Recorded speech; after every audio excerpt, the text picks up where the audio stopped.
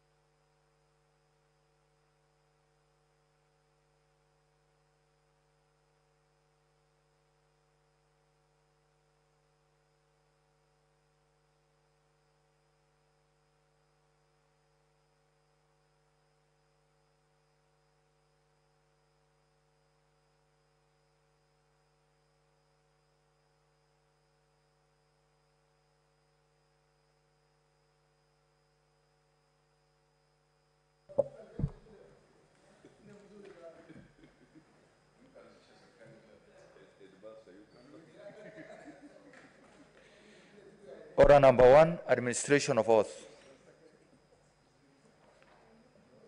Order number 2, communication from the chair.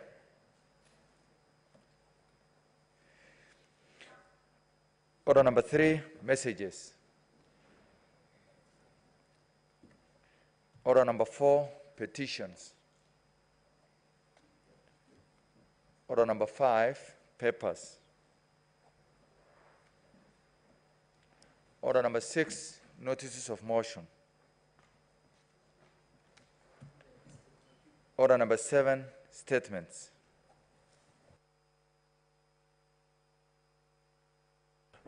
Leader of majority.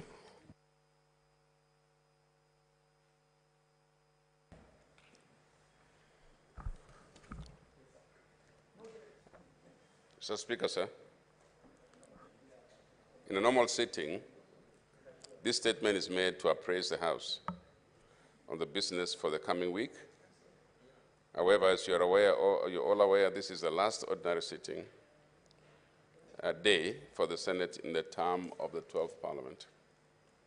As such, therefore, it goes without saying that there will be no sittings next week until convening of the new House after the general elections that are achieved for the 9th August 2022. Speaker, at the start of the 12th Parliament in August 2017, we set out an ambitious legislative agenda with a primary focus on improving the lives of Kenyans, strengthening the devolved governance structure, and ensuring that devolution worked. Well, here we are at the last sitting of the Senate, and it's only fair that we undertake an assessment of the status of legislative business. The Senate was able to introduce a total of 75 bills. Of these bills, 17 were passed and assented to. The Mental Health Amendment Bill, Senate Bills number 28 of 2020, and the County Allocation Revenue Bill, Senate Bills number 1 of 2022, have been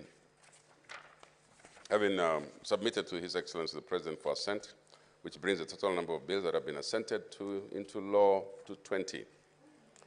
26 bills were considered and referred to the National Assembly. These bills are still under consideration by the National Assembly and yet to be referred back to the Senate. With respect to bills that are under consideration by the Senate, there are 23 bills pending conclusion, 7 of which are at the second reading stage, while 15 are at the committee of the whole stage. Of these bills, 5 have been scheduled for division at the committee of the whole stage. I urge all honorable senators to take personal responsibility and ensure that you are in the chamber this afternoon to undertake these divisions alongside motions listed at numbers 18 and 19. And Mr. Speaker, that would be including this morning.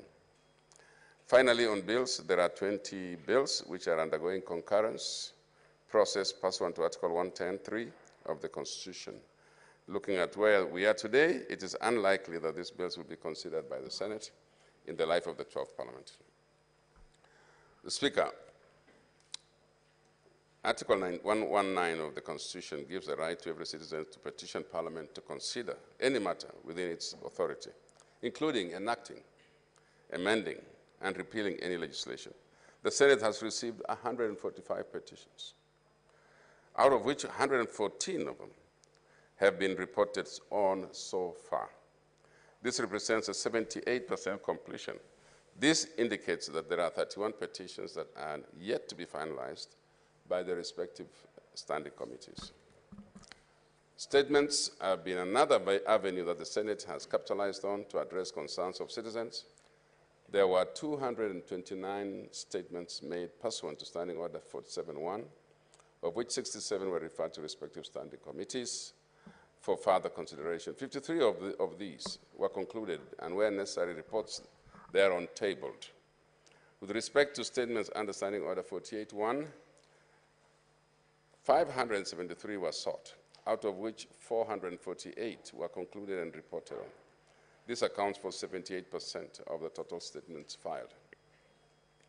We hope that when the time comes to assess the third Senate, it will be written that we held true to the aspirations of Kenyans, upheld the Constitution and constitutionalism, protected devolution, and ensured that it thrives.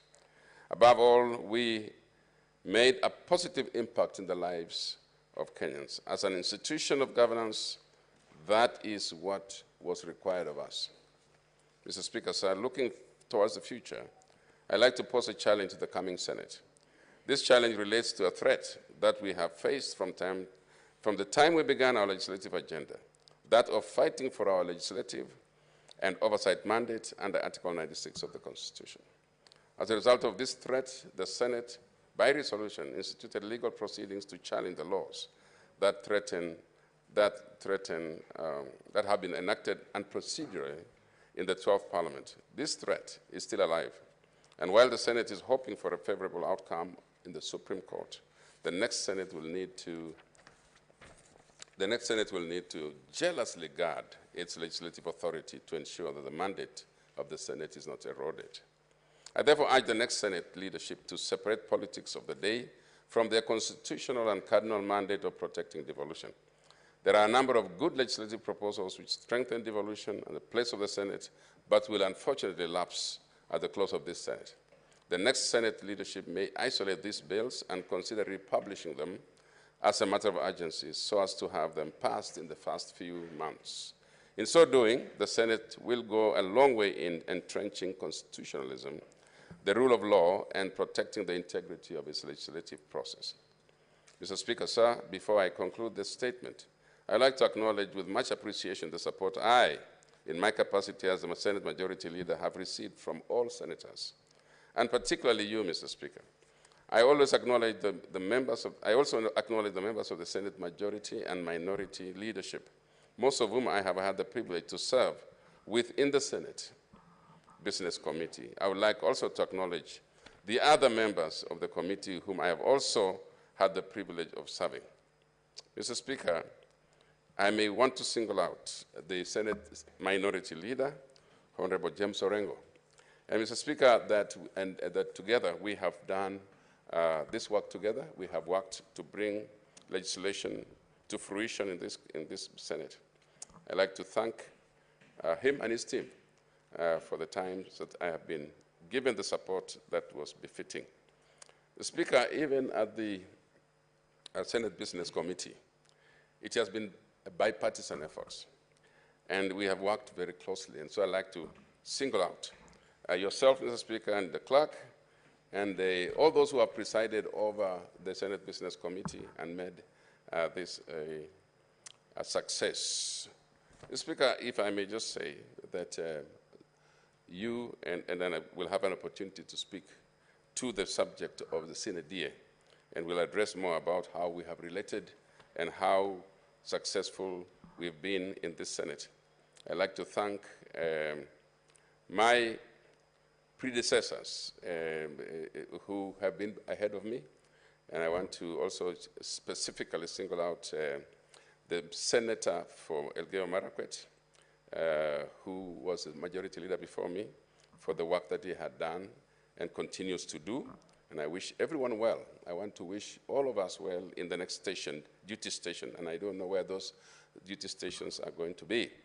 Finally, I wish all honorable senators well in their future endeavors, whether we meet here again in the House or otherwise. I pray that those vying for various leadership positions will continue to be defenders of the Constitution, devolution, and the rule of law. I thank you, Mr. Speaker, and hereby lay the statement on the table of the Senate. Thank you. Senator James Orengo.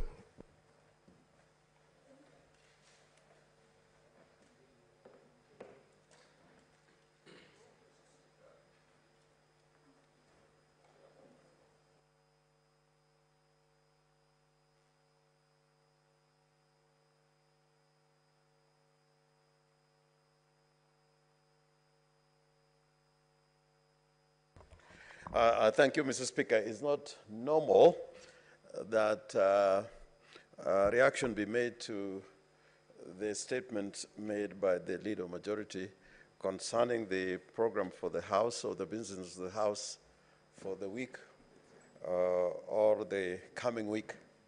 But this is now a very unique moment in the life of this Senate. Most likely, this sitting and the afternoon sitting will be the last sittings of this Senate.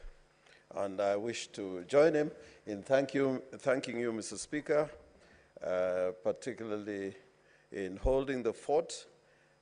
You have been guided by the principle of trying to keep the House together and many times seeking bipartisan solutions to problems that may confront the House. And I think generally, I want to appreciate the House in the sense that most of the issues that have come before the House have not been determined or decided on the basis of majority or minority.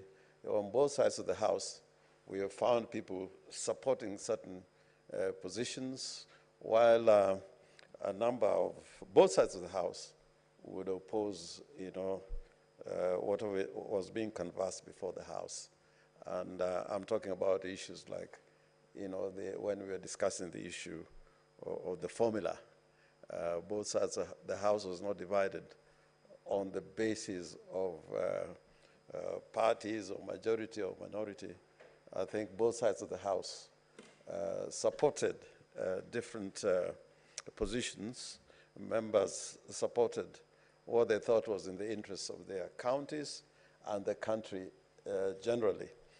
I also want to thank the Senate Majority Leader, Senator Pogisio.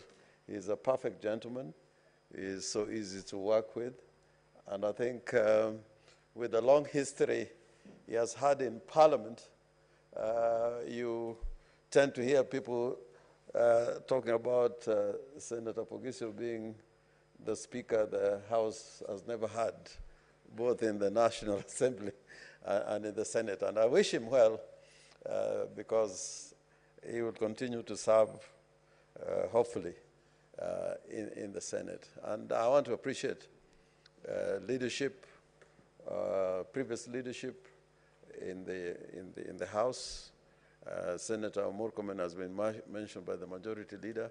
I must also mention the fact that I've enjoyed debating with Senator Murkomen, his clarity of thought, and I hope he continues to give that service to the nation. And I'll miss debating him in the House. And that goes to Senator Kithure Kindiki, who was there before him. And on my side, Senator Moses Wetangula, I think, is one of the most eloquent and skilled legislators that we have in the House. And thank the House generally and its leadership for the work we have done. But, Mr. Speaker, what I want to really point out is that, you know, we should always support the judiciary.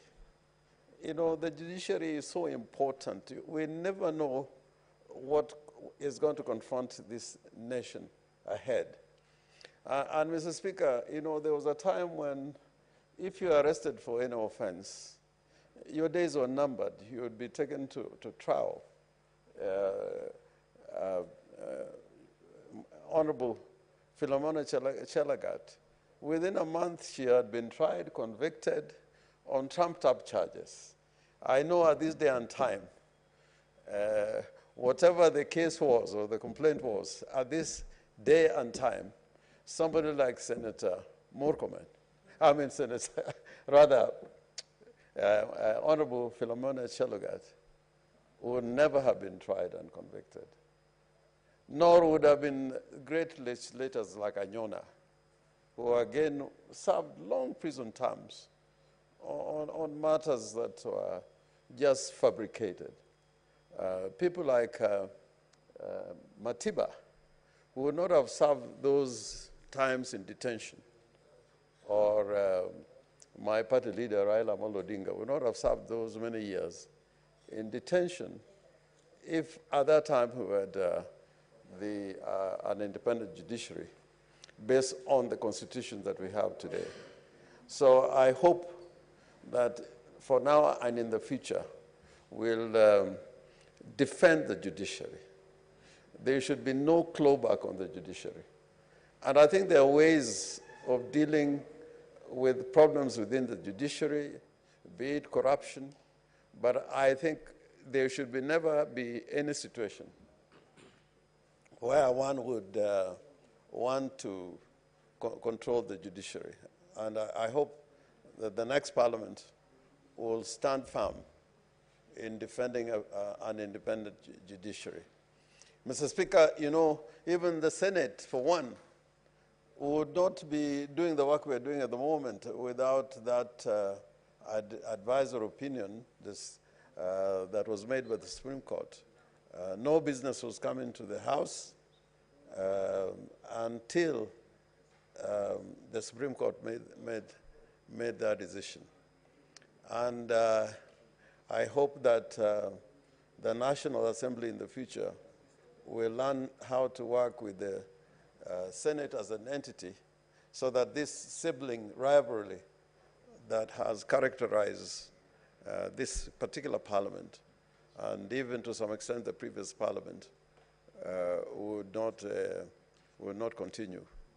But I want to note that most of the laws that have been rendered unconstitutional by the courts have been bills which have gone through the National Assembly without coming to the Senate.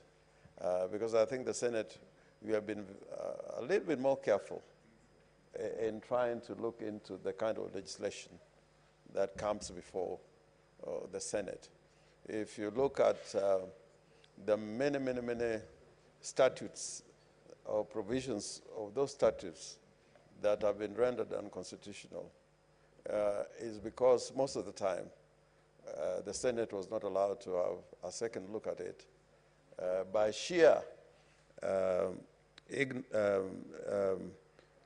neglect of not complying with Article 110, sub-Article 3 of the Constitution.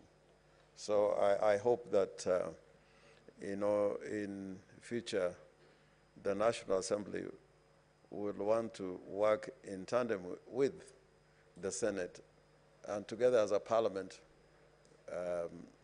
do oversight and legislation as one entity, as opposed to continued sibling rivalry. Mr. Speaker, I am aware that you're making an important plea to the Speaker of the National Assembly on certain legislation that was passed without it coming before the Senate. I also hope that the executive in the future will look at, before an assent is given to any bill, that they would, look at the provisions of the Constitution properly and not just assent to bills where there's been no concurrence and there's been no participation by the Senate. And some of these things, they look all right when the going is good, but when they catch up with you one day, because unfortunately, conduct of public bodies and public officers and state officers don't die while they're in office. Even 10 years down the line, a lot of these things can be brought up again and questioned. So we hope that we are going to have an executive that applies the law in conformity with the Constitution.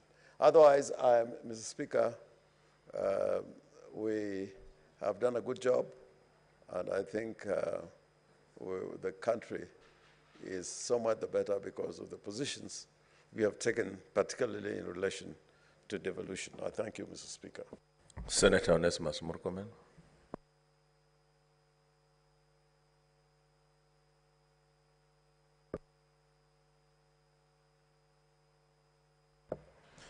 Thank you, Mr. Speaker. Like Senator James Orengo, the minority leader, said, it's unusual to react to a statement of the majority leader on the business, but the uniqueness of this statement, and being the last statement of the majority leader, thank you for, gives us an opportunity to say something, and I want to thank you for giving me that opportunity, Mr. Speaker. Mr. Speaker, time flies. It was just the other day when we came to this chamber, and Mr. Speaker, I will remember this term of the Senate to be one of the most unique ones, because I arrived here, Mr. Speaker, being the majority leader of the Senate, and with the responsibility that my successor, Senator Pogisho, has read about the successes and the challenges we've gone through. That responsibility was bestowed on me for half of the term, slightly more than half of the term, and he completed the remaining of the term. And so let me start by congratulating Senator Pogisho for the work he did from when the time he was made the majority leader. And Mr. Speaker, congratulate Senator Orengo for working together with Senator Pogisho and the rest of the Senate Business Committee chaired by yourself to steer this House to ensure that the business of this House, Mr. Speaker, continue, and that the business of the Senate, Mr. Speaker, is in an orderly manner. Second, Mr. Speaker, I want to say that this House, this term, was one of the most consequential term in many ways. That, Mr. Speaker, we had the greatest opportunity, like Senator Orengo said, we had a great opportunity to debate on a matter that for the past two occasions, we danced around it. But in this term, we managed, Mr. Speaker, to have very robust and far-reaching discussion on the county allocation of revenue formula. And we will be remembered, Mr. Speaker, for the effort we put to ensure that we maintain the principle of equity and to ensure that those who have greater population get the resources they deserve without disenfranchising those, Mr. Speaker, who have greater landmass and lesser population. And so if this Senate, if I was to be asked the highlight of this Senate, Mr. Speaker, I would say it is the work we demonstrated, the efforts, the hard work of all the senators. And Mr. Speaker, because that is very tremendous progress that we made in this very term, I want to recognize the senators, Mr. Speaker, who sacrificed beyond the call of duty and suffered, Mr. Speaker, as a result. People like Senator Langat. Senator Langat of Bomet must be remembered, Mr. Speaker, that he was arrested for the sake of that formula, Mr. Speaker, to succeed. People like Senator Lelegwe, people like Senator Malala. Mr. Speaker, that was something. And I want to congratulate you, Mr. Speaker. I don't want to say that's one of your also highlights of your farm stand, but it is indeed one of the two things that I'll remember you for. One is the decision you made that time when it was apparent that if we had proceeded, we would have really done injustice to the Senate and to our colleagues. And so, Mr. Speaker, you also deserve our congratulations for standing firm and contributing to the success of that formula. And those senators also, who, though their counties initially was purported to benefit from this formula, like Senator Cheriot, Senator Malala, and a few, Senator Sakaja, myself, and among others, Mr. Speaker, and Senator Langat was part of that team. We ended up, Mr. Speaker, standing firm, and everybody benefited at the end. So I want to congratulate you for that. Number two, Mr. Speaker, is that this Senate will be remembered for defending its mandate. If there's a time, like Senator Orengo has said, we remained bipartisan and extremely committed to our cause, is when our mandate was threatened, Mr. Speaker. And Mr. Speaker, in unison, this House, and I brought a motion to the floor of this House, Mr. Speaker, part of the things that accelerated my removal was to bring a motion in this House to seek an approval of the chamber to go to court to defend its mandate. And I'm glad, Mr. Speaker, you signed the necessary documents, the affidavit, for that petition to succeed with Senator Orengo, with myself. And Mr. Speaker, I'm very, very happy that we succeeded in the National Assembly, in the High Court. And Mr. Speaker, Senator Orengo said something very profound. I wish the future presidents would, Mr. Speaker, not just sign laws for the sake of it, will exercise their mandate, Mr. Speaker, with certain level of responsibility and caution and interest of the public, and maintaining this, Mr. Speaker, committee of the two houses. Sadly, even though you and your brother in the National Assembly came from the same party, or technically sponsored by the same party, it's very sad that in the two terms, where one party has controlled both chambers, we've not been able to find unity in terms of decision-making and application of the Constitution insofar as movement of bills from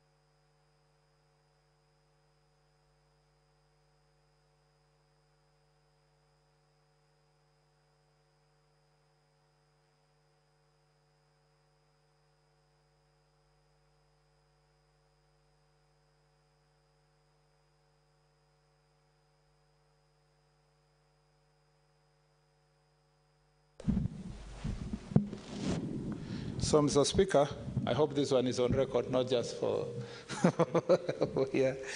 So, Mr. Speaker, I want to say that it's been then our privilege to ensure that we defend our mandate. And like Senator Orengo said, that is where now respect of the Constitution and our institutions comes in. We must continue respecting our courts, even when the decision is not favorable to us. It's unfortunate that the decision went the way it went in the Court of Appeal. And since we are in the Supreme Court, I believe that, Mr. Speaker, this matter will be settled once and for all to ensure that the two houses and the Senate itself will function the way it was intended by the framers of our Constitution and by the people of Kenya when they promulgated this Constitution on 27th of August 2010. Last, Mr. Speaker, I want to thank my colleagues in the majority side who really supported me in my tenure as the majority leader. It wasn't an easy time. There were things that we didn't agree with the executive. I am very proud of my record of standing up to the president and the executive when the mandate of this House was threatened. In some of the meetings, you were there, Mr. Speaker. In some of the meetings, I was there with my colleagues in leadership. That's something I'm always proud of. And I believe that I have the benefit of time and history. And Mr. Speaker, in the fullness of time, history will prove me right, that it was important to stand for the things I stood for, whether it was the mandate of this House, and whether, Mr. Speaker, it was related to political management of the majority side. I will miss, Mr. Speaker, Senator Orengo. It is now very clear that he will not be in this House in the next term. It was my greatest pleasure to debate with him, Mr. Speaker. First of all, even to be in this chamber with him. And for the umpteenth time, Mr. Speaker, I want to say this, that it is people like Senator Orengo, Honorable Paul Mwite, and others who were in Parliament at the time, who are lawyers, who helped me make my mind that I was going to study law. So in many ways, Senator Orengo has been my great inspiration. And when the time I came to this chamber in 2013, I was overwhelmed, Mr. Speaker, by the fact that I was sitting here with Senator Orengo, Senator Wetangula, among other lawyers that I looked up to when I was studying law. And many other legislators, like Amos Wako, Senator Amos Wako, among others. It is now very clear that Senator Orengo has chosen a different path, Mr. Speaker. He is vying to be the governor of Mr. Speaker, Siaya. I don't think we have a candidate there, Mr. Speaker, so if I endorse Senator Orengo, I will not be in trouble when I'm on my side. I don't even know whether my vote will matter in the Siaya. But I believe that, Mr. Speaker, if Senator Orengo goes with the values and principles that he has expounded here, Mr. Speaker, and the beliefs he has had in this chamber, and the history he has, and the record he has established of integrity and hard work, and, Mr. Speaker, belief of institutions, including this House, I believe that he's going to do a good job for the people of Siaya. I would have really loved to see him back here, but I'll be seeing him in the Public Accounts Committee, Mr. Speaker, when he comes here for questioning. And I believe that he will not have he will not be adversely mentioned in any audit report for the next 5 years. Yeah, Mr. Speaker, the same goes for you. You've done your best, Mr. Speaker. You had situations that I know many Kenyans expect me to comment on, including the ruling related to my removal, that have been difficult for you, but I have understood. I have personally understood the circumstances under which you are operating. And, Mr. Speaker, we will also miss your services in this chamber. You've been very extremely enthusiastic servant of this House. You have, Mr. Speaker, even when we have disagreed with you on your decisions, you have taken your time out of here to make personal explanation to individuals, including myself. And, Mr. Speaker, that shows that you are a leader with conscience. And as you go back to Bungoma, to be the governor of Bungoma, Mr. Speaker, I have no doubt in my mind you will be elected with over 70% of the votes of Bungoma County. We will expect you again when we call you here, Mr. Speaker, in the County Public Accounts Committee. You will appear. But that's not the only way we will be interacting. We will also interact insofar as in many other forums, Mr. Speaker, that are intergovernmental in nature. I hope and I believe that we should not do the kind of impeachments we did in this term, so that those of you who are going to be governors should go home knowing that those of us who will remain here, God willing, must exercise a higher level of caution when dealing with impeachments touching on governors. Our lowest moment was the removal of Governor Sonko and Governor Waititu, Mr. Speaker. That was deplorable because we messed up, Mr. Speaker, the lives of two gentlemen. And since I am there, let me just say this in 1 second, Mr. Speaker, in 1 minute so that I sit. I feel very sad that Governor Sonko is being taken for a ride and is not being given a chance to run. Mr. Speaker, him being barred from running, Mr. Speaker, should go down in history as one of the most, Mr. Speaker, ironic moments. You have colleagues, including colleagues in National Assembly, who are facing charges of corruption, Mr. Speaker, and whom, Mr. Speaker, some have been sentenced for over 70 years. And then, Mr. Speaker, they appeal. After they appeal, the Constitution says they have a right, the constitutional right, Mr. Speaker, of presumption of innocence. If I'm not wrong, that's Article 50 of the Constitution. Mr. Speaker, they are running and they are in the ballot. Now, Governor Songo and Governor Waititu brought to this House, impeached Mr. Speaker without any standard being observed. The standard of proof, insofar as impeachment is concerned, is the conscience of every senator who votes. And so Governor Songo was impeached by 24, if I'm not wrong, 24, 25 senators, against 22, 23. Then, Mr. Speaker, he has received his punishment for being removed from office in the term that was elected by the people of Nairobi. Then you go ahead, Mr. Speaker, and bar him from running from office. Now, this is a question I want to ask jurists who are here and who are watching this, my presentation. When the Constitution says when you are convicted for more than 6 months, Mr. Speaker, you are barred from being a member of parliament of holding public office. But once you've served your sentence, even if it was manslaughter, Mr. Speaker, if it was theft, if it was corruption, once you've served for 5, 10 years, you have been atoned. You have and therefore, Mr. Speaker, you've been redeemed. You have atoned for your sins and you have been redeemed. Meaning, after that conviction of 5 years, 7 years, now you can run for office. Now, the question I want to ask Senator Orengo and lawyers who are here, Justice Matzayo, among others.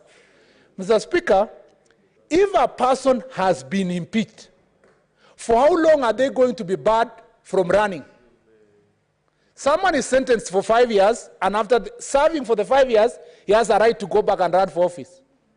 But someone is impeached, and then indefinitely told he cannot run for office. Remember, in the first instance, there was a Speaker of County Assembly of Kirinyaga, Mr. Speaker, who was almost impeached by the County Assembly for chewing gum in the chambers, Mr. Speaker. The reasons for impeachment and the standard of impeachment, Mr. Speaker, standard of proof for impeachment is so low that it depends on the politics of the day, the feeling of the Senate at that time. Sometimes even that impeachment is procured by bribery, by your political opponents. And then, Mr. Speaker, after you've served that punishment, having been elected by 1 million people, then you are told you've served the term, you do not complete your term. Then after that, you want to run for a different office or the same office, you are told you cannot run for that office. Mr. Speaker, we are punishing people, Mr. Speaker, out of mob justice. It's an illegality that we must not allow it to succeed. What's your point of order, Senator Orengo? Yes, I'm willing to be informed. I'm willing to be informed, Mr. Speaker. I'm always willing to be informed by Senator Orengo.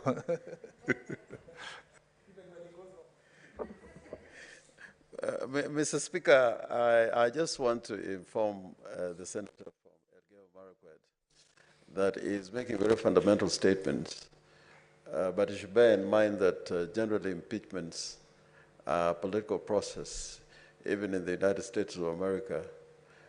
In relation to President Trump, it didn't really matter what he had done, so long as he had the right numbers in the Senate. But I think to inform him, the answer lies in the Constitution. If you read the Constitution, eligibility and all, with the Bill of Rights and the principles of double jeopardy, I think the answer is there. It's just because a lot of times when it comes to politics, we tend to make convenient judgments. But I think truly the Constitution addresses this point very clearly. So, Senator Murkomen, keep it brief because we have Senator in the afternoon. Thank you, Mr. Speaker. Mr. Speaker, you know, Senator Orengo has said something very weighty without saying it. In the sense that, Mr. Speaker, he agrees with me without, Mr. Speaker, agreeing very loudly, because let's give room to the courts. The High Court is yet to pronounce itself on that very important matter of being barred from office. Mr. Speaker, the Court of Appeal and the Supreme Court will have its time. But Senator Orengo, you'll also agree with me that I disagree a little bit with the Chief Justice when he went to a radio show and pronounced herself on this issue, when we know that this matter might come before her sometime later. And I think she should have exercised some level of restraint. But, Mr. Speaker, when we come back, hopefully, those of us who are going to be back here, Senator Mogeni is lifting his hand that he's one of them, Mr. Speaker. Since we have a competitor there, I'm not going to say anything. But the point I'm saying is that when we come back, we must put in place a legislation that explains that issue. Divorcing Chapter 6 from the requirement of, Mr. Speaker, presumption of innocence, constitutional right on the presumption of innocence, and, Mr. Speaker, the exhaustion of process of appeal is, Mr. Speaker, a violation of the Constitution itself, because the Constitution says you must have purposive interpretation of the Constitution and holistic interpretation, not just cherry-picking some sections of the law. And therefore, I feel very sad that a process of impeachment that went through this House is going to be used to bar people from running for office. And I think that is, Mr. Speaker, something that we must address. And the courts are now seized to some of those issues, including the one of the CC of Kiambu, who is our Senate candidate, Karungu Adhangwa. And I hope that this matter will be settled by the courts of law. So, Mr. Speaker, other than that, I want to say that since we have in the afternoon a motion of adjournment, I believe that history will judge us positively for the things that we did. And I believe that during the first session of the Senate, of the 13th, in the 13th Parliament, yourself, Senator Orengo, among others who will have exited this House, Mr. Speaker, to serve in other capacities, will be invited, Mr. Speaker, during our first retreat to make sure that we look together, on the issues that we dealt with that time, even as the new Senate will begin to plan for the future. And I hope that our working relationship will be improved. I thank you, Mr. Speaker. Yeah, I want to ask those who are coming now to keep it brief, because we have a motion of adjournment and you'll have another opportunity to then say, Senator Madzayo.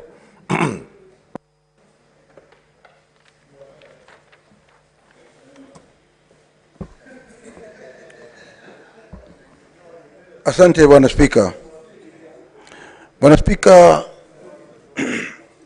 kwanza nataka ni kushukuru kwa kwamba ulikuwa spika wangu, umekuwa spika wangu kwa miaka 5 tukiwa ndani ya hili bunge la Senate.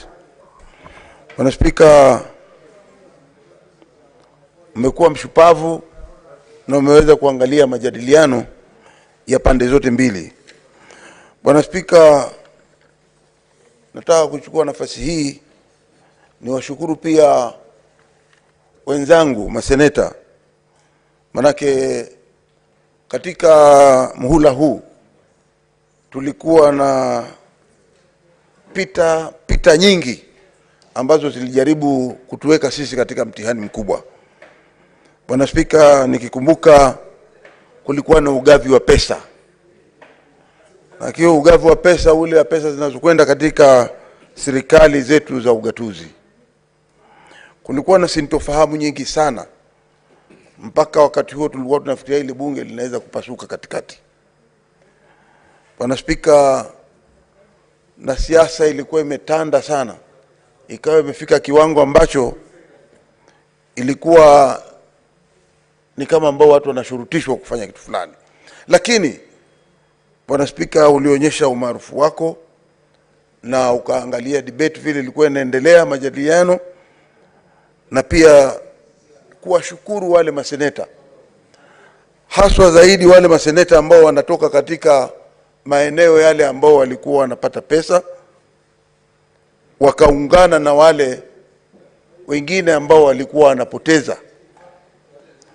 Nataka kuwashukuru sana kwa sababu ni kwa sababu ya juhudi hizo iliwezesha sisi ambao tulikuwa tunaweza kupoteza pesa kupata mwelekeo.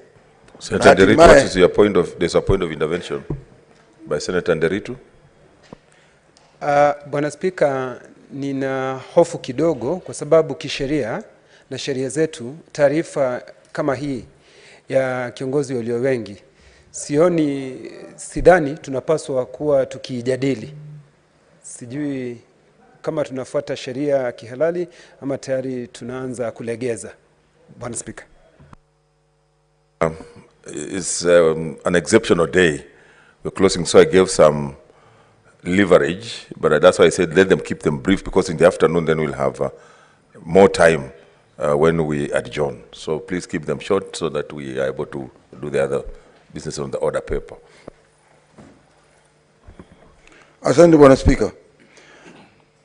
Bwana Speaker, kwa hiyo nataka niwachukue nafasi hii niwashukuru masenators wote, wale waliokuwa wanapinga na wale waliokuwa wanakubaliana na mambo ya ugavi, lakini hatimaye mwisho tulikuwa kitu kimoja na tukapitisha, na nafikiria kukakuwa na afueni, sio kwa sisi peke yake ndani ya bunge la Senate, bali Kenya mzima, kwa sababu ilikuwa tumeweka mzigo sana wa kusimamisha ugavi wa senti ambao ulikuwa unaanza kuathiri wananchi katika serikali za ugatuzi zote 47.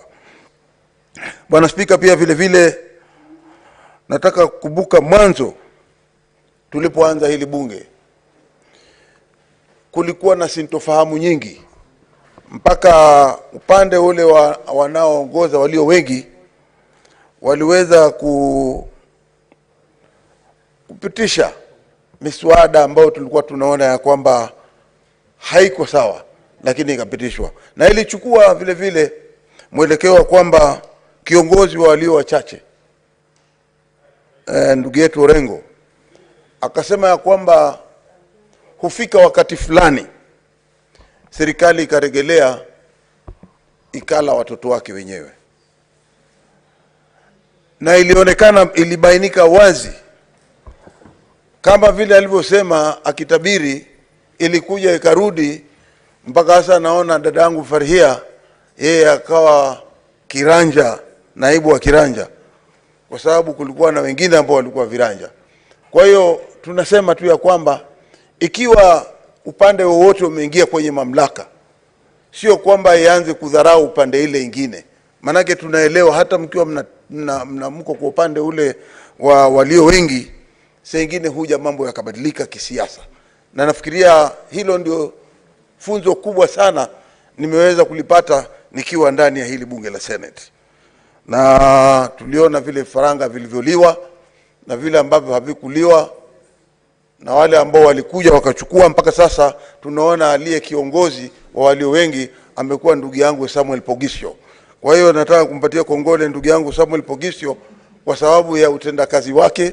Ameendesha, ni mtu ambaye ni mkarimu na mtu ambaye ana mwelekeo, na mimi napendelea vile anavyohandle. Unajua kama kitu kinaharibika, yeye huwa anaangalia kama ambaye hatasema, lakini mwisho akisema tunapata mwelekeo. Nataka kumshukuru yeye na kiongozi vile vile walio wachache ama wanaotoka kwa upande huu ambao mimi niko James Orengo, kwa sababu baadhi ya yale mambo ya masikizano wao wawili wakisikizana imekuwa tumeweza kupata mwelekeo. Kwa hiyo nataka kuwapatia kongole zaidi. La mwisho Bwana Speaker, najua wewe uko na mzigo mkubwa sana. Unaenda pande za Bungoma. Bungoma iliwaka moto katika mihula miaka 5 iliyokwisha.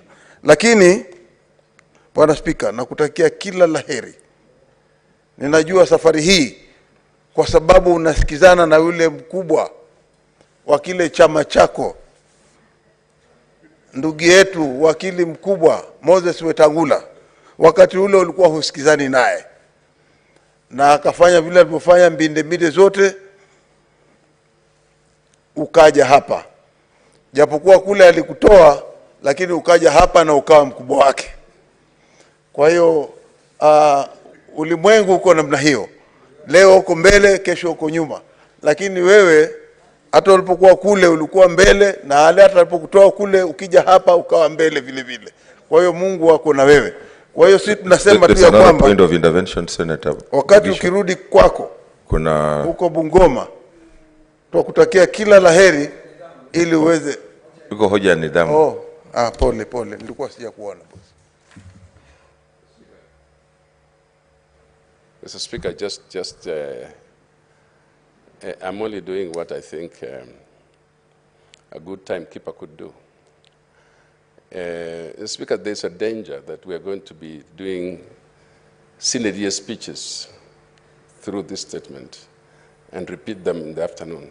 Mr. Speaker, I think debating a statement which was based only on program, we are entering into an enclave of irrelevance, Mr. Speaker, and so I'd like to request your indulgence. Okay, Senator. Just like I said, jaribu umalizie kwa sababu tutakuwa na muda kuanzia saa 8:30 tukifunga bunge. Ndio. Na Speaker asiongee double standards zingine. Bwana Speaker, la mwisho nilikuwa nataka kusema kuhusikana na ile mambo ya kwamba mtu akiwa amesimamishwa hususan akiwa yeye ni anafanya kazi na akija hapa kama gavana. Tuko na muhula ni miaka 5.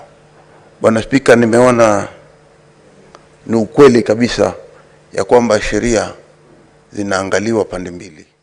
Ni kama panga ambayo inakata pande hii na inakata pande hii. Sisi kama bunge la Senate tumekuwa tukifanya kazi yetu kisawasawa. Lakini ninapofika wakati wa kwamba mtu ameletwa hapa na hususan magavana, inaonekana tunakuwa na sheria za pande mbili. Na mimi nataka kusema hivi, kama upande wa mtu ameletwa na kuna miaka kama 3 ama 4 ama mwaka mmoja umebaki, lakini Senate imeona ya kwamba lazima uwe impeached ama uachishwe kazi, kuna umuhimu, Bwana Speaker, wa kutafakari ya kwamba hatuwezi kuchukua nafasi hii kuweza kumpatia adhabu mtu mara mbili. Ukiwa umetolewa alafu ukatoka nje ukawacha kile kiti, mimi naona hiyo ni punishment ama ni adhabu ya kutosha. Na baadaye huo muhula wa miaka 5 ukiisha, ichukuliwe kama ambao Senate imeshamaliza ile impeachment yake ama kumwachisha kazi. Manake hiyo ni adhabu tayari. Alafu tukija upande wa kwamba ataendelea kufanya kazi, ikifika wakati wa uchaguzi mwingine apewe nafasi ili aweze kuangalia kama anaweza kujitetea ama anaweza kujifufua katika maisha. Isipokuwa isichukuliwe kama ambaye mtu anaweza kuharibiwa maisha ya kwamba alikuwa mwanasiasa na sasa asiwe mwanasiasa kabisa katika maisha yake. Ni jambo la kusikitika. Tunaona hivi sasa hivi ndugu yetu Sonko akiwa katika matatizo kama hayo, na ningependelea ya kwamba tusichukue mwelekeo kama huo. Sisi kama senator, wakati tukiwa tumefanya kitendo cha kile kumpatia adhabu kama ile, baada ya miaka 5 ikimalizika, basi iwe ashatumia muhula wake ule wa kwamba ameadhibiwa, ili wakati mwingine ukifika apewe nafasi ya kuweza kusimama. Asante Bwana Speaker. Following your request, Senator Petronila, where I'll just give you 3 minutes so that we go to the next orders. Like I've said, the rest will have an opportunity in the afternoon, including Senior Counsel Mogeni. Thank you. Thank you, Mr. Speaker, for your indulgence. Indeed, it is a trying moment for Parliament, now Senate, because we are the only ones still sitting. We are in a campaign period, and therefore we have several activities down at the counties. And so trying to balance our campaign plans and coming to the House is a challenge. So I thank you for the indulgence. Mr. Speaker, mine is to thank the House and thank the members of the Senate for having provided a conducive environment for us to work, especially for us nominated senators, who we thought that coming to this House we shall just be there to be seen and not to be heard. But Mr. Speaker, we have seen that over the time the business of this House has mostly been handled by women senators, majority of whom are nominated. We want to thank our political parties that nominated us to this House, and we hope and pray, Mr. Speaker, that we did them proud. Mr. Speaker, I want to thank the staff of Senate, who are very malevolent in their work and their attitude towards us. They made some of us who had never stepped in this house look like we know what we were doing in this house. They provided guidance at every step of the way. Mr. Speaker, I want to join my colleagues on the issue of impeachment. And we remember that what we have seen happening to Governor Waititu and Governor Sonko, that it may not happen again, that we take impeachment proceedings brought to this house with the seriousness that deserves, that even if it comes with the politics that usually accompany these impeachments, we remember that these are lives of people, and that going ahead will create complications for them that are that seem quite unfair. And I know that these issues are in court, so we may not speak too much on them.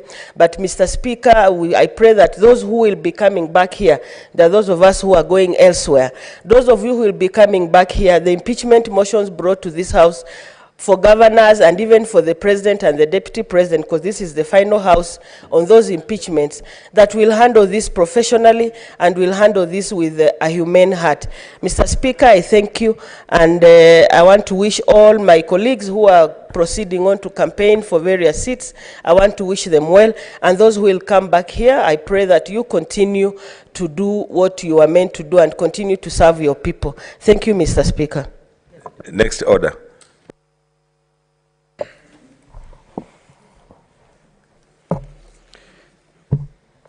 Order number 8, the Election Campaign Financing Amendment Bill, National Assembly Bills number 37 of 2021.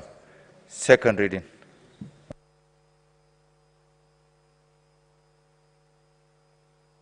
Leader of Majority.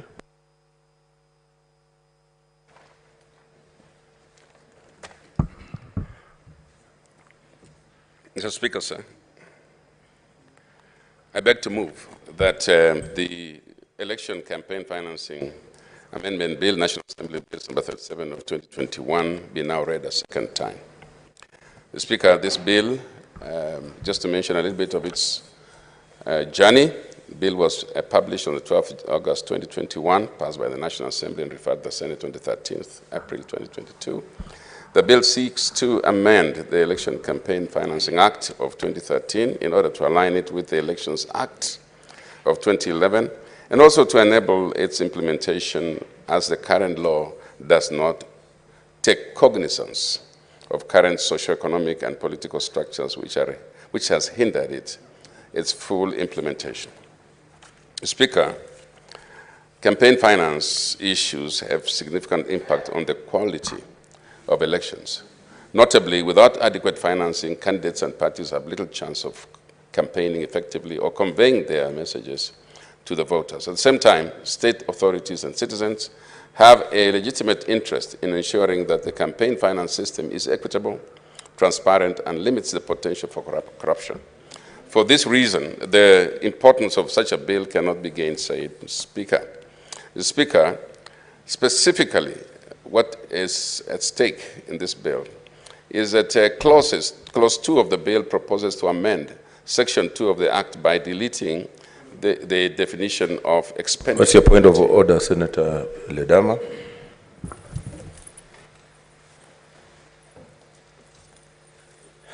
Thank you, Mr. Speaker. Mr. Speaker, I hate to interrupt the majority leader, but I'm just trying to be a little bit relevant here in the sense that I personally do have a similar bill, which is actually in the Committee of the Whole.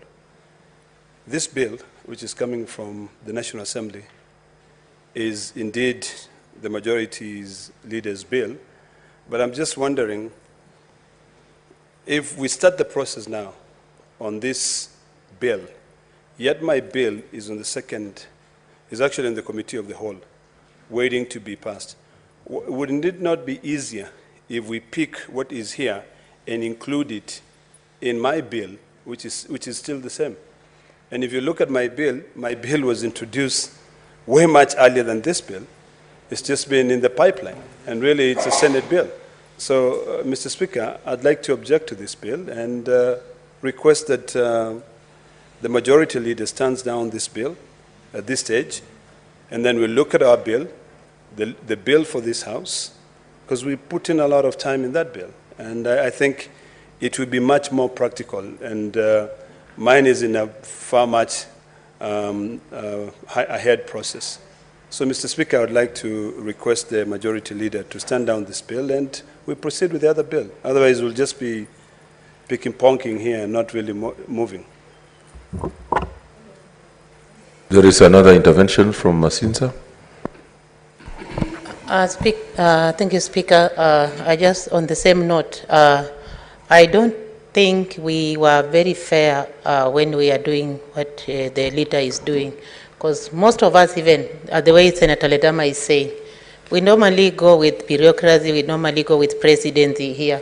But sometimes we find ourselves in a very weird situation whereby bills are thrown away, bills are not considered in this House, just because if the leader of majority has a bill, that it needs to take priority over any other. Let all bills be considered. If it is not necessary, if there need to merge the bills, let them be merged. But this issue of giving priority to bills and leaving other bills, it has left me even on the platform. I've really felt so bad that my bill was there far beyond in last year up to this time. Nobody has ever considered. But when the bills come here, you see bills around, people coerce in a form of a Senate Business Committee, and they decide on what to pick and what to leave. What is your point of order? Mine was on KEMSA bill, and I think... I'm saying, what's your point of order now? My point of order is that we collapse that thing, even if it comes from the leader of majority, and we see which way forward. Thank you. Senator Mogeni is another intervention leader. Yeah, Mr. Speaker, last week on Thursday, you set a precedent by extending the life of Parliament by one more sitting, which is today. And Mr. Speaker, the reason why we adjourned is because we had a business proceeding all the way to about 9:30 in the evening. And the reason why we adjourned to today, Mr. Speaker, is because we wanted ample time to have a motion of adjournment moved and we get an opportunity to make our remarks with ample time, Mr. Speaker. That was the main reason why we adjourned today. But looking at the order paper, Mr. Speaker, it has been packed with a lot of business, sending an indication that you want to take us through the same drill that we went through last week on Thursday. Mr. Speaker, we all watched on TV when the National Assembly did the adjournment. It was very orderly. They had very lean business that proceeded between 2:30 and 3:30. And at 3:30, the House adjourned and moved to the motion. And we had adequate time. Members of National Assembly had adequate time to make their remarks on the floor. The Speaker, if you take the order paper as it appears today and take us through this business, this morning and the afternoon, we'll be taken to the same scenario we were in last week on Thursday. So, Mr. Speaker, I don't know what wisdom is guiding majority leader to pack the order paper with all these bills, while the gentlemen and gentleladies agreement was that we just come here and look at the debt ceiling and the adjournment motion. Also, Mr. Speaker, I want you to also rule. I was serving as the chair of Law Society of Kenya when a regular committee that was looking into the cause of the 2007 electoral violence went around the country and prepared a report. I sat in that committee, Mr. Speaker. And the regular committee made a recommendation that we should not entertain amendments to election laws later than 6 months to an election. Now the amendments that we have here dealing with the election campaign financing and the elections amendment bill that is dealing with the registration of candidates for positions of governor, senate nominations, all these have already been finalized. So, Mr. Speaker, what is really the wisdom of us coming here to debate election amendment laws 47 days to the elections? What is the wisdom, Mr. Speaker? And I want you to rule, Mr. Speaker, whether, even if this bill is moved through second reading, will the Committee of Justice, Legal Affairs, Human Rights have time to retreat, carry out public participation, and present a report to the floor? It's not possible, Mr. Speaker. So I want you to rule, Mr. Speaker, that we shouldn't spend a lot of time on these matters in vain, so that we can concentrate on the business that made us adjourn on Thursday, which is the motion of adjournment. Senator Mazayo, there's another intervention. Leader. Bwana Speaker, sioni kama kuna faida yoyote ama haja ya kuweza kuona kwamba hapa ndani ya hii Senate tayari tuko na bill kama hiyo ambayo iko na ndugu yetu Ledama hia, na akiangalia ile anayoleta ni ile kutoka katika bunge la kitaifa. Sasa tunauliza kitu muhimu ni sasa sisi tuangalie ile bill ambayo imeletwa na huyu Ledama hapa ndani, ama tuangalie hii bill ambayo inaletwa na huyu kiongozi walio wengi. Bwana Speaker, nataka nikiongea unisikize, manake naona yeye anaingilia sasa katikati. Kaa chini kidogo kama mtu mwingine anaongea. Zilizo sheria za bunge. Sasa mimi Leader of majority, take your seat. Yes, take your seat.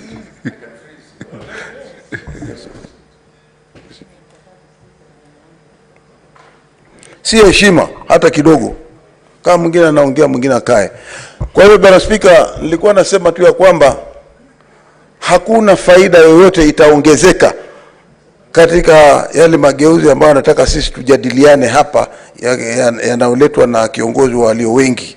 Tunasema tu ya kwamba tuliahirisha tukiwa na nia moja ya kuja hapa leo, kuja kuongea yale yote tuliofanya katika muhula huu wa miaka 5 ndani ya bunge la Senate. Kwa hiyo hii hoja anayoileta hivi sasa ikae kwanza, usiruhusu, na hivyo ndio tunakuomba ukate hii kesi. Asante Bwana Speaker. Senator Mwaura, leader, you'll still have to continue waiting. Senator Mwaura. Asante sana Mheshimiwa Speaker. Mheshimiwa Speaker, tumetoka kuwa na hoja ambayo kiongozi walio wengi ameweza kuorodhesha ile miswada ambayo tayari tumeweza kupasisha, na hii ndio ripoti. Sasa hivi Mheshimiwa Speaker, kuna miswada tofauti ambayo ipo kwenye ratiba yetu sasa hivi ya shughuli za bunge, na uratibu huo ndio mara nyingi ambao unatumiwa kupasisha sheria ambazo sio nzuri kwa demokrasia na nchi. Na naunga mkono kwamba tumeshapatiwa wosia na tume huru kwamba miezi 6 kabla ya uchaguzi tusiweze kubadilisha zile kanuni za mchezo wa uchaguzi, niseme hivi. Huwezi ukabadilisha kanuni sasa hivi, sababu tayari watu wameshaorodheshwa. Hata leo saa 6 ndio majina yanaweza kuchapishwa katika jarida la serikali wale ambao ni wagombea. Sasa itakuwaje sasa hivi tunaanza kuzungumza kuwa kuna sheria ya vile ambavyo tutatumia fedha za campaign, na pia kuna miswada miwili. Hata mimi mwenyewe kuna mswada wa watu wenye ulemavu umepita katika kiwango cha pili, na pia nyingine imetoka kwenye bunge la kitaifa. Sasa Mheshimiwa Speaker, nafikiri tumalizie leo ni kama kufunga shule, ni kumaliza muhula wa bunge ndiposa tusonge mbele. Hayo mengine tayari ripoti imeshachapishwa, kiongozi wale wengi ameshaongea, tusonge mbele, wengine watakuja kuendelea kwa pale ambapo tumefikisha. Senator Agnes Zani. Thank you, Mr. Speaker. I think it's important to put things into context. And I think what we're trying to do now is to try to move these bills at least to the point that they've been voted for and finished within the Senate, before Senate's in die. We're looking at 1 day today. That will happen if we have the numbers. If we don't, then it will not happen. We have heard from National Assembly that initiative is being put into place to ensure that most of this legislation in the next session doesn't have to start from the beginning. If that is true, of course, we cannot foretell what the future holds, but we need to also see what is coming. If that is true, it means if we push these bills to as much a point as possible, then the point of being able to put them into place later on becomes easier. So that means I have my right, Mr. Speaker, to speak.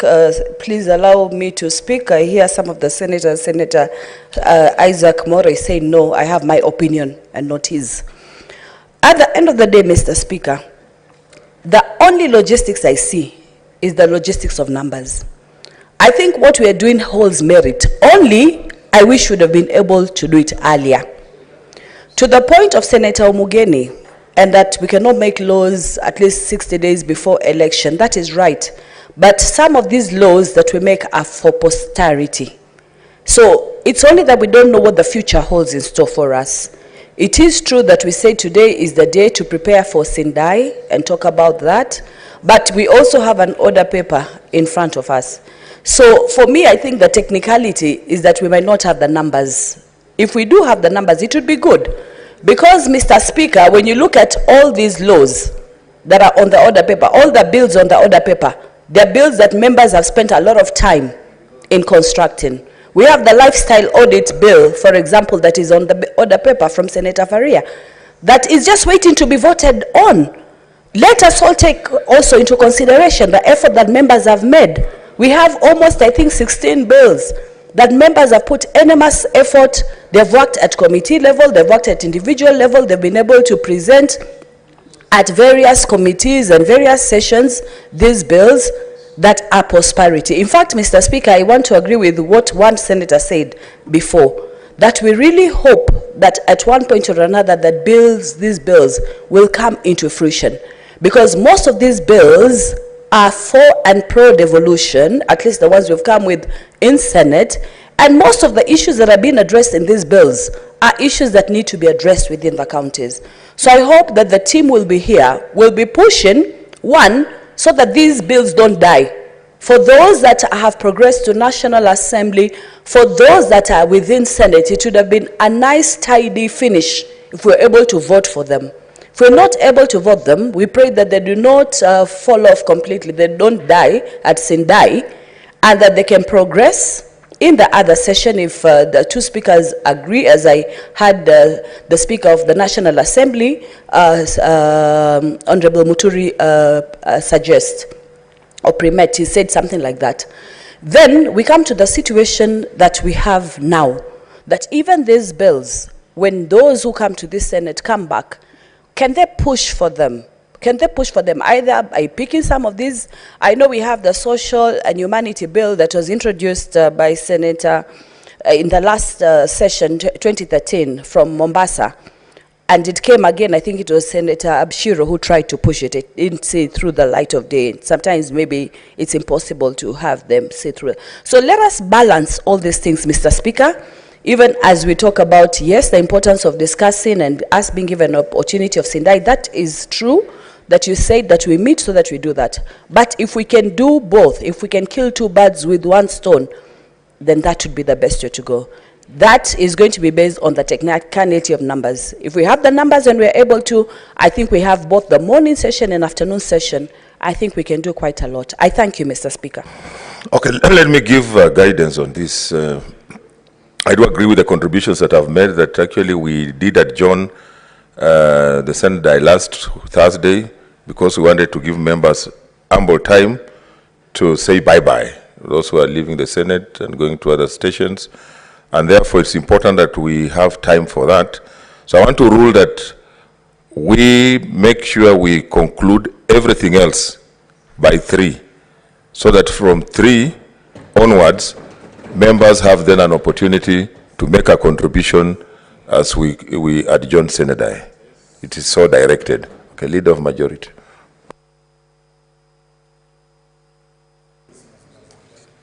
Thank you very much, Mr. Speaker. Mr. Speaker, the order paper is a product of the Senate Business Committee. It's not the leader majority. I think that needs to be made very clear. Mr. Speaker, this motion is here courtesy of Senator Lekina himself. And so, Mr. Speaker, you know, this kind of, I don't expect Olekina to come back here and say that we should. But secondly, Mr. Speaker, just... What's your point of order?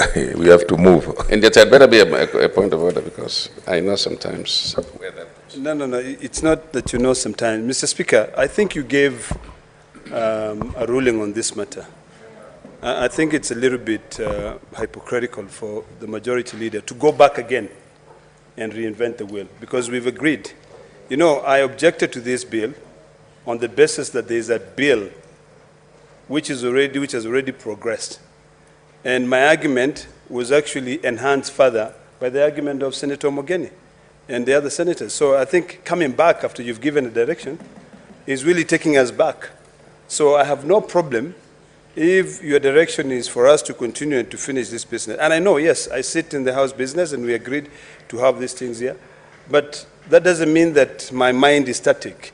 The more I think about it, I felt that it was worthless for it to continue being on the paper, yet we have another bill. But since you've given a direction, I think the majority leader should, and I hope, Mr. Speaker, you could listen to me. What I was saying is that you've given a direction that we move forward. Why then should the majority leader go back again and point a finger and say that I shouldn't be raising these concerns? You know, my mind is not static. It grows, and the more I think about it, I think it's irrelevant for it to continue staying there. So, Mr. Speaker, I think you should repeat your directive so that we don't go back and forth. I think it's so clear, Senator Ledama. No, it's not clear to me. Proceed. It is not clear to the majority leader. Proceed, leader. Just don't mention my name. Mr. Speaker, just look who is coming back. It's not me. I've come on my time. Mr. Speaker, let me use this opportunity also to inform members that the reason why we are using this moment in the morning is that, as you have ruled, Mr. Speaker, the Synodai is in the afternoon, so we will use the opportunity in the afternoon for the Synodai, or Synodie. Mr. Speaker, I want to appreciate what I was doing before, to continue from where I had reached, Mr. Speaker, which was to explain what is going on in the bill. And the bill, Mr. Speaker, specifically on Clause 2, proposes to amend Section 2 of the Act by deleting the definition of expenditure committee, which has been defined as follows. In the old Act, Mr. Speaker, expenditure committee means a committee established by a candidate, a political party or a referendum committee to regulate spending by a candidate, a political party or referendum committee during an election or referendum campaign period, as the case may be. Clause 3 of the bill proposes to repeal Section 7 of the Act, which provides for establishment of a party expenditure committee and its functions.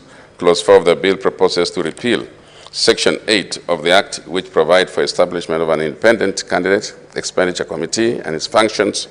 Clause 5 of the bill proposes to repeal Section 9 of the Act, which provides for establishment of the referendum committee, expenditure committee, and its functions. Clause 6 of the bill proposes to repeal Section 10 of the Act, which provides for submission of expenditure reports to a political party and the Independent Electoral and Boundaries Commission, IEBC, by a candidate. So, Mr. Speaker, as you can see, this is making amends to make sure that we smoothen the path for financing of elections. Clause 7 of the bill proposes to amend Section 16 of the Act, which provides for the disclosure of funds by deleting the requirement to issue receipts for any contribution exceeding 20,000 shillings, keeping of records of harambes, and disclosure of funds. The Speaker, Clause 8 of the bill proposes repealing Section 17 of the Act, which provides for surplus campaign funds. Section 17 requires a candidate, political party, or referendum committee to notify IEBC of any surplus funds within 3 months after an election or a referendum. It also specifies where such surplus will be channeled to. In the case of a political party campaign finance committee and a party candidate, to the political party, and in the case of an independent candidate or a referendum committee, to a charitable organization. Clause 9 of the bill proposes to repeal Section 21 of the Act, which provides for dispute resolution. The section provides that any person may lodge a complaint with IEBC alleging a violation of the Act, and that IEBC may on its own investigate a violation of the Act. Clause 10 of the bill proposes to repeal Section 25 of the Act, which provides for registration and dissolution of expenditure committees. The section provides that IEBC shall prescribe the procedures for registration and dissolution of expenditure committees. Clause 12 of the bill proposes to repeal Section 27 of the Act, which provides for audit of accounts relating to campaign expenses. Such accounts may be audited by the Auditor General on request by the IEBC. Clause 13 of the bill proposes to repeal Section 28 of the Act, which provides for claims and objections to any other related to campaign financing expenditures submitted by a candidate, political party, or referendum committee. Clause 14 of the bill proposes to amend Section 29 of the Act to empower IEBC to make regulations on auditing of accounts relating to campaign financing and the procedure for making claims, objecting to any matter relating to campaign finance expenditures. The Speaker, as we had agreed in the House Business Committee, we are trying to bring both bills, Mr. Speaker, to the level of division or third reading, and then we can now bring them together to final division. And Mr. Speaker, it is important for us to support this bill, Mr. Speaker, as we go into campaigning. It's important that we remove those unnecessary conditions for a candidate that make them difficult. And some of these things, Mr. Speaker, may not be even possible. But for the future, we are not legislating for ourselves, Mr. Speaker. We are legislating also for the next House and for posterity. And so with those few remarks, Mr. Speaker, I beg to move and request Senator Farhia to second. I thank you.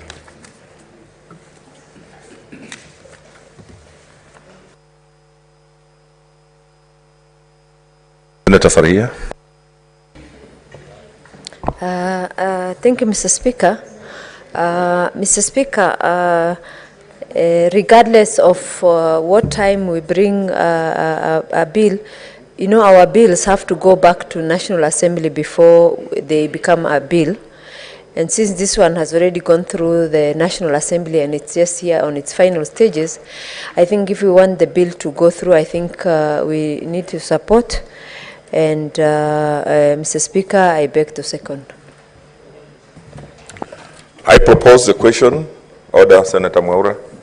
Take your seat, or you want to freeze? I propose the question, which is that the Election Campaign Financing Amendment Bill, National Assembly Bills number 37 of 2021, be read a second time. Senator, you know the names have been, so I don't know whether they want to contribute. Now, Cherargei, or this was before? Now, okay.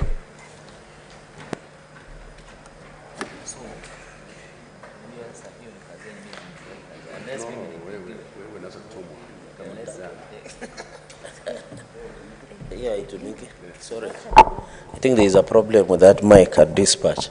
Mr. Speaker, sir, I rise to oppose this motion or this amendment act, the Election Campaign Finance Amendment Bill, National Assembly number 37 of 2021. Mr. Speaker, and I need your protection from the senators who are consulting. Mr. Speaker, sir, I rise to oppose this amendment, Elections Campaign Finance Amendment Bill, National Assembly number 37 of 2021. On one issue, Mr. Speaker, is the fact that under the Kriegler report, when they did after 2007, 2008, we were advised that some of the election laws and even replacement of commissioners in IEBC should be done at a certain period, even 6 months before the general election. The fact that this amendment comes at this time is a bad timing, and it comes at a day that the Senate is supposed to have seen a die. So some of us who are keen is that sometimes, Mr. Speaker, this opportunity can be used to pass the laws that contravenes or in a way doesn't argue well with the country, Mr. Speaker. Mr. Speaker, this Campaign Finance Amendment Bill 2021 from the National Assembly, we had an opportunity to do so before. I think Senator Ledama's bill is on the Committee of the Whole. And Mr. Speaker, it doesn't make sense at all. This is the wrong timing IEBC is now already preparing itself for the general election, possibly on 9th August 2022. And therefore, it is not in good faith that we are discussing this bill at the stage. Even look at Mr. Speaker, the time that we'll need to allocate to ensure that this bill goes through comp and tooth of the colleagues and senators, because most of our colleagues, Mr. Speaker, are either in the villages or in towns campaigning, Mr. Speaker. Secondly is that I want to make an observation that Senator Naomi Shionga said about us, and I hope this not will be the tradition in the next Senate, for us who will remain here, that we normally give priority to the National Assembly bills. Yet our bills, whenever they go there, there are two things. Either they stole our bill, alleging that is money bill, or they plagiarize our bills, or, Mr. Speaker, the third, in quotes, they steal our bills, and that is why you see them reproducing our bills. And I hope the next Speaker and the next Senate shall ensure these things does not happen. Mr. Speaker, the final issue I wanted to make, I have seen the amendment on the Principal Act, but deleting Section 16, and therefore, a candidate, political party, and a referendum committee shall disclose the amount and source of contribution received for a campaign for a nomination, an election, or referendum, as the case may be. A candidate or a political party referendum committee which fails to disclose funds or donations are required under this act commits an offense, Mr. Speaker. I hope the promoters of BBI, Mr. Speaker, are listening to this, because up to date, Mr. Speaker, no one has told us how many funding was being used, Mr. Speaker, for the BBI charade that we saw across the country. It is allegedly that more than 10 billion was used through BBI that ended up being declared null and void and unconstitutional by the Supreme Court of Kenya. All courts across the country did declare, Mr. Speaker. So I think even if this bill was to pass in the next house, it is very important that in future we shall not be treated to suckers, Mr. Speaker, where a few people use state resources, use government resources to push for a referendum.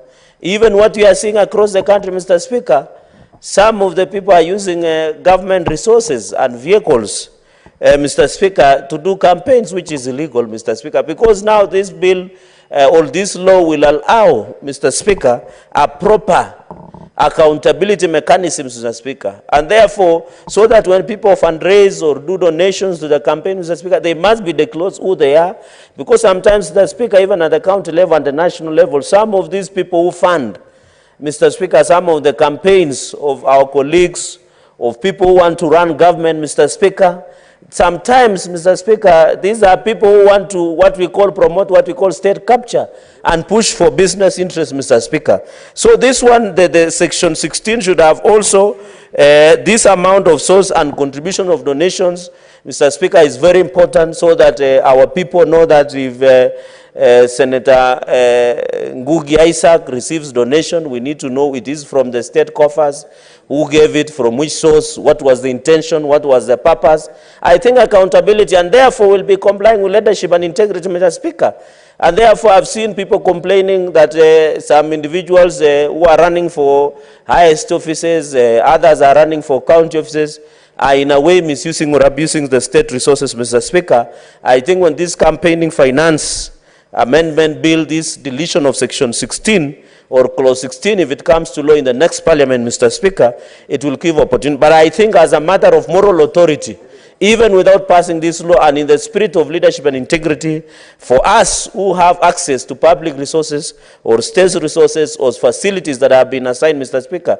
Mr. Speaker, I saw some article, I don't know whether this law has captured, that presidential candidates are being given special utility vehicles, Mr. Speaker, SUVs. A number of them, and I don't know whether in future we need to capture that in the law, so that when presidential candidates, they are provided round-the-clock security services, they are given SUVs, number of vehicles, they are given funding, Mr. Speaker. Therefore, we must be told how they get that access to SUVs and other state facilities and resources to use for campaigns, because we don't want to blur the line between the campaign for individuals and where state resources and issues are being used.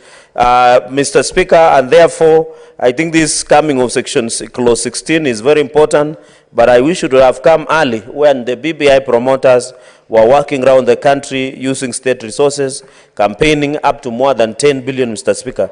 Finally, Mr. Speaker, on section 14, where section 29 of the Principal Act is amended in subsection, the new paragraphs prescribe the manner of audit of accounts. So I don't know, Mr. Speaker, this is interesting in Kenya, because when you attend a fundraiser, you take tea with your supporters in the village, Mr. Speaker, and all of us are actively campaigning.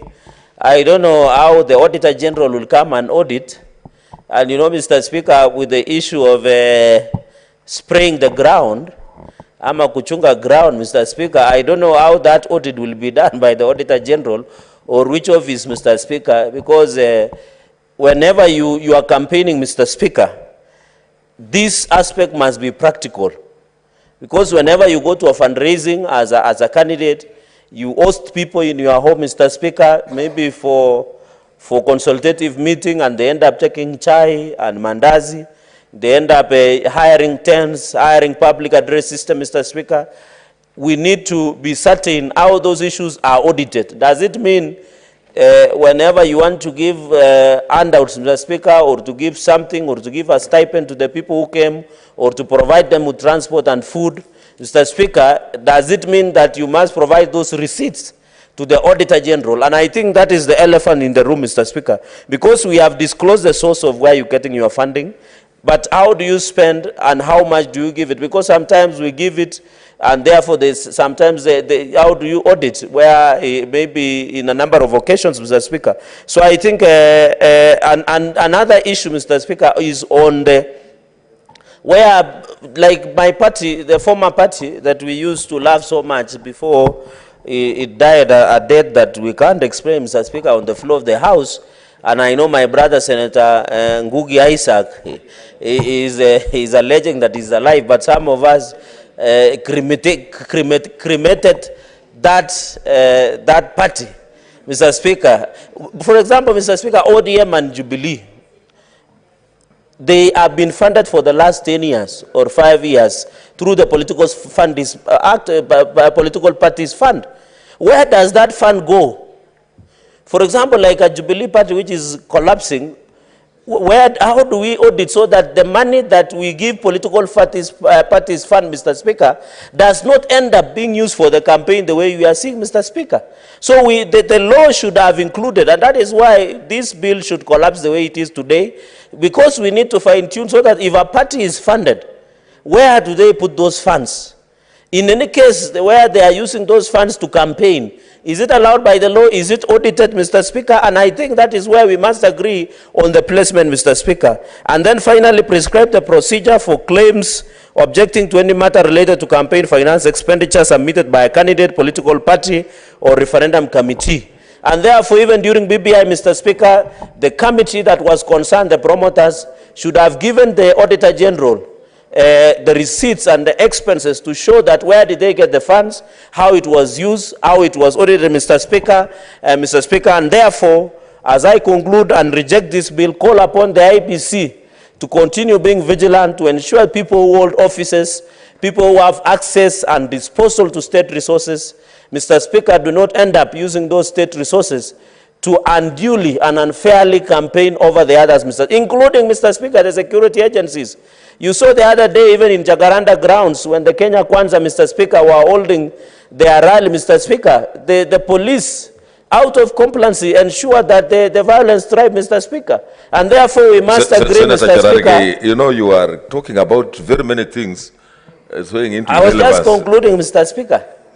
No, but you are concluding on a wrong note. You know, how does Jacaranda No, I was come just into, urging IEBC, Mr. Speaker, since you had said today, I don't know, Mr. Speaker, you had said there was leverage today, so I don't know, was it applying to specific members or all of us? No, Because I was just leverage does not mean we suspend the standing orders. It's just you need to be relevant. You know, you are bringing Jacaranda. But I was just concluding, Mr. Speaker, by saying, conclude, yes. Since we are in campaign period and these election laws, in a way, should assist our smooth running of election. And I think part of the security and provision is I'm calling IEBC to be vigilant, especially during electioneering period, Mr. Speaker.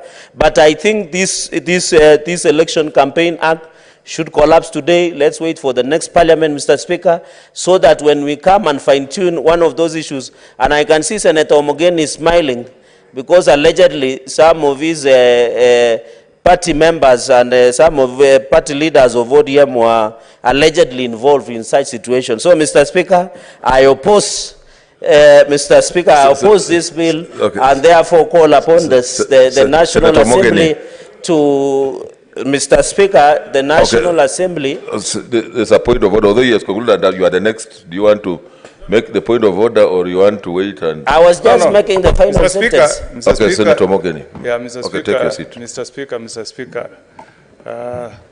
Senator Cherargei is a lawyer, and there's a way that the lawyers.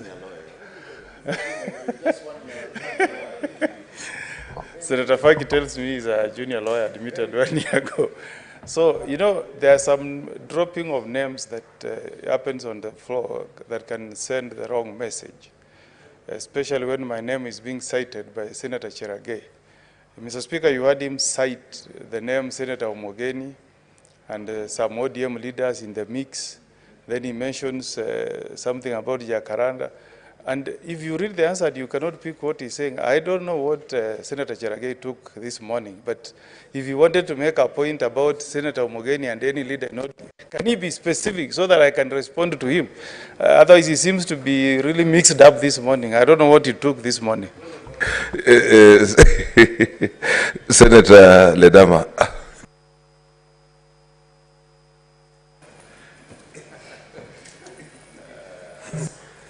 Mr. Speaker, you know, I was trying to follow Senator Cherargei, and I was getting high.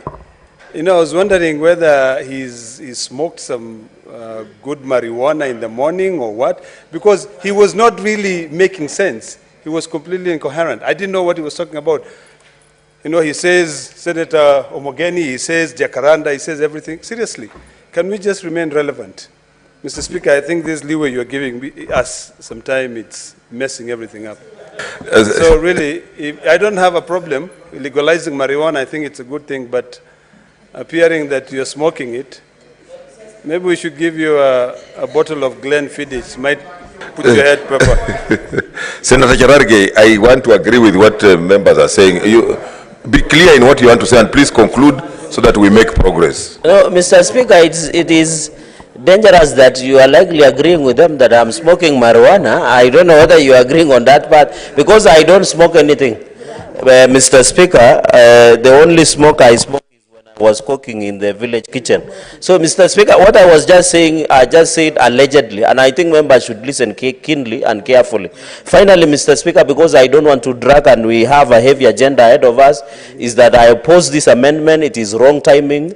It is not made in good faith. Let us collapse this bill until the next session of Parliament, Mr. Speaker. Then we can have an opportunity of going through it. And I know Majority Leader, God willing, will be around, so he can remain as an institutional memory and representative of West Pokot and ensure that this issue is put to conclusion in the next session of Parliament. I thank you, Mr. Speaker. Okay. Senator Mogeni. Yeah, thank you, Mr. Speaker.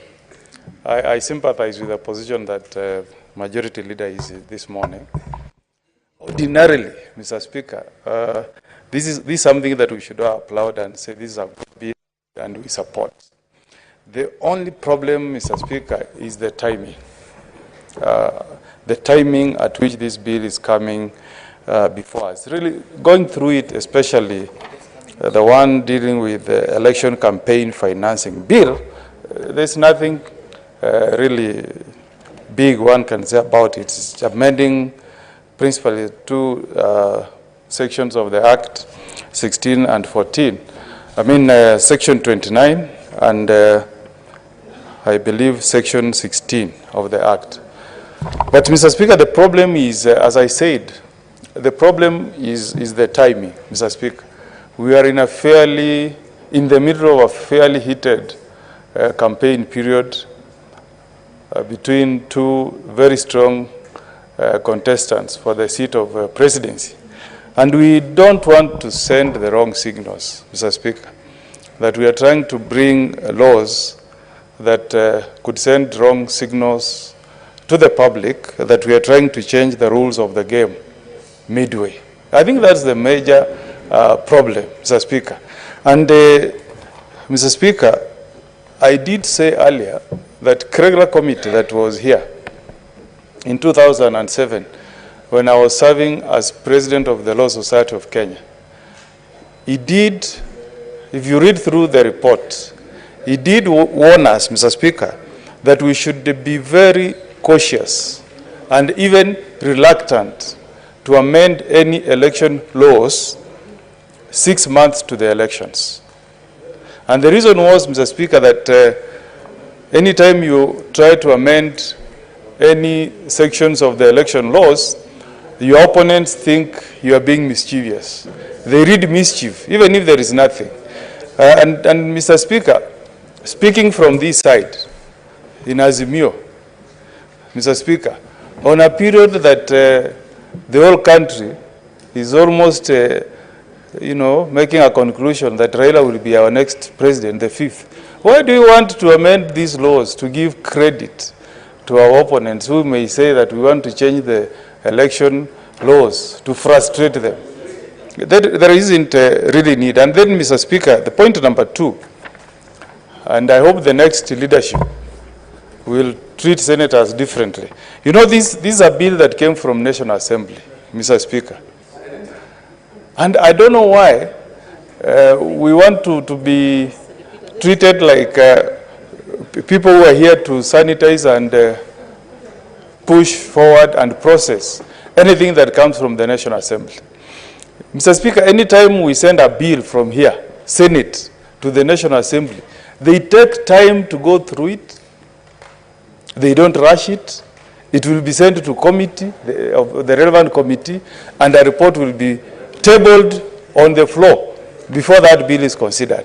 This particular bill, Mr. Speaker, we want to process it on the floor of the House, even before the relevant committee has taken views from the public, Mr. Speaker, and complied with the constitutional imperatives of public participation, and presented a report before the floor for consideration. That, Mr. Speaker, opens up these amendments to a challenge from our courts of law, Mr. Speaker. And you know what the courts have said over and over again, that you cannot ignore the concept of public participation in legislation. Mr. Speaker, I would have wished that those who will be lucky to be back to this House will have more caucuses from either the majority side and the minority side. Because some of the things we are saying on the floor, Mr. Speaker, would have been dealt with at a caucus. If we had a caucus